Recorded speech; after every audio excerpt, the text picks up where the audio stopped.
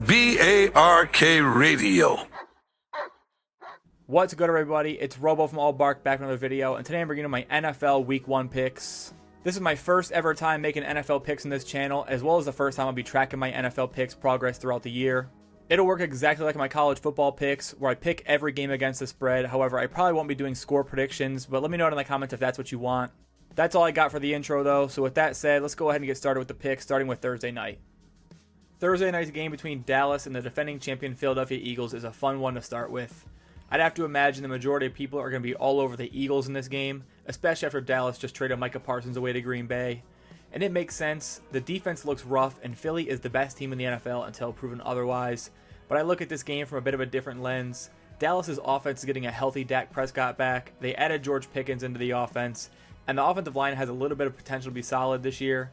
And they're going up against a Philly defense that lost some key contributors this offseason with Brandon Graham, Milton Williams, Josh Sweat, and Darius Slay.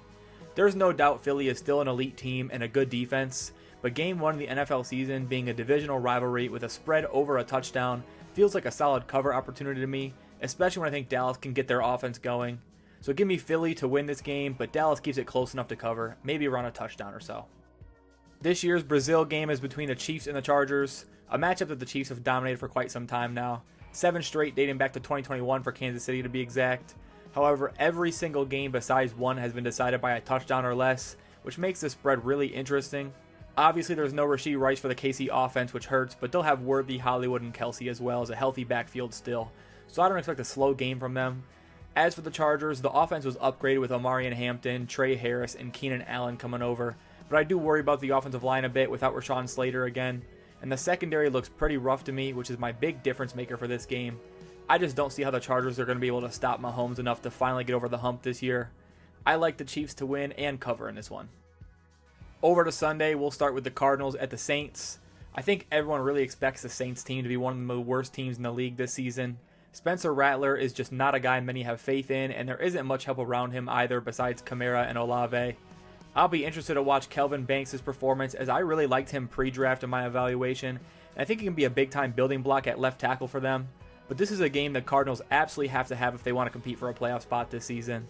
I think Kyler Murray and Marvin Harrison grow their connection finally this season, and we finally start to see more strides with that passing game. And the addition of Will Johnson at corner alongside Max Melton proves to be pretty solid early on. So I'm going to take the Cardinals to cover on the road in this game. Dolphins at Colts is a pretty ugly game from the looks of it. I'm super low on Indianapolis this season for obvious reasons, but Miami's offensive line looks really rough, and the backfield has a ton of injury issues early with Achane being banged up and Jalen Wright out. This might be a great opportunity for some Ollie Gordon fans to watch him run, but he'll need a line to play better than expected.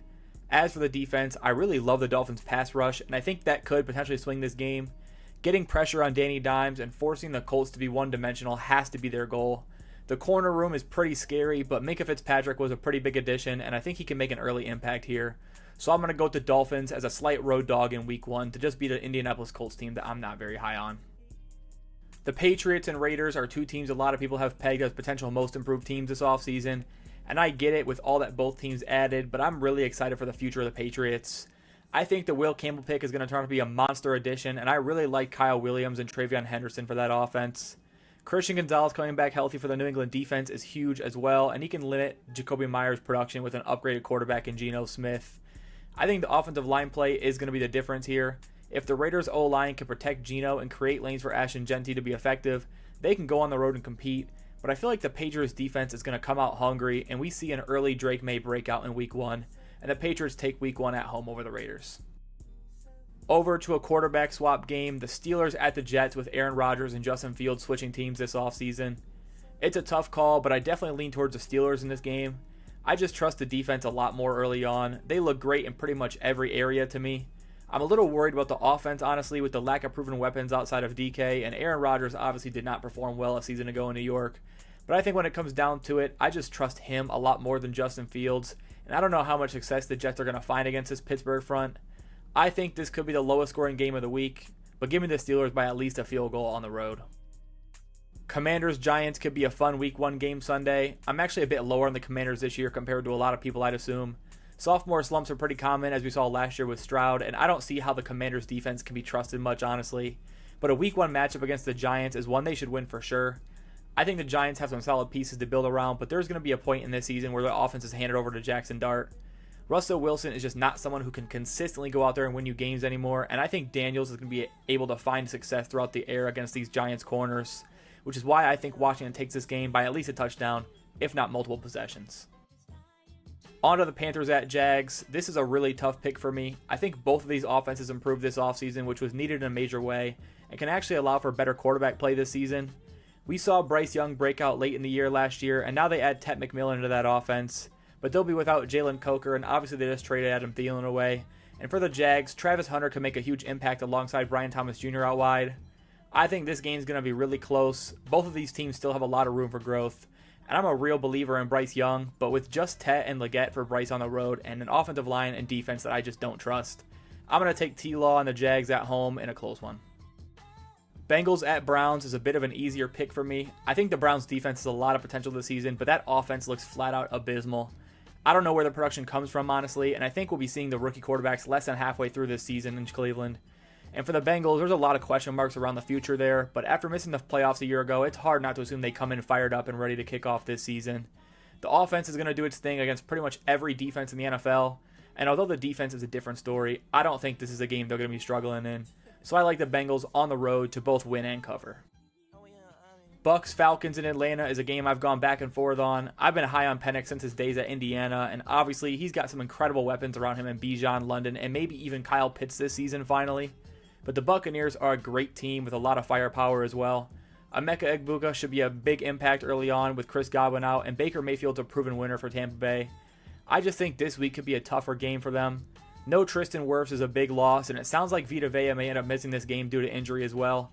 So I think the Falcons, as a slight home underdog, make just enough plays at home to steal a win away from the Bucks and start off 1-0 in the NFC South. Over to the NFC West, the 49ers head up to the Seattle Seahawks, and although it's a tough call, I feel a different way about each of these teams this season. I'm pretty high on the 49ers bounce back year, finally healthy again, and I'm a bit lower on the Seahawks replacing Geno with Sam Darnold. I know what a great year Darnold had last season, but I just need to see it this season before believing in him controlling this offense. I love his weapons, but I don't really trust their offensive line to protect him well enough to win games against great teams.